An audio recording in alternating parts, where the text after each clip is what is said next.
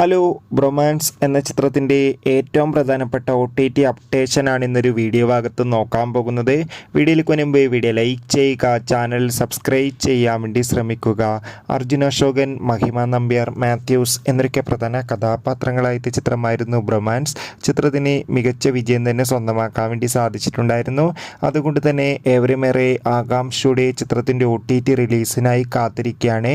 Finally ഏറ്റവും പ്രധാനപ്പെട്ട updation പുറത്തുവന്നിരിക്കുകയാണ്. Updation മറ്റൊന്നുമല്ല, ബ്രൊമാൻസ് എന്ന ചിത്രത്തിൻ്റെ OTT അവകാശങ്ങൾ മിക്കവാറും ജിയോ ഹോട്ട്സ്റ്റാറും സാറ്റലൈറ്റ് അവകാശങ്ങൾ ഏഷ്യാനെറ്റും സ്വന്തമാക്കുമെന്നാണ് റിപ്പോർട്ടുകൾ സൂചിപ്പിക്കുന്നത്.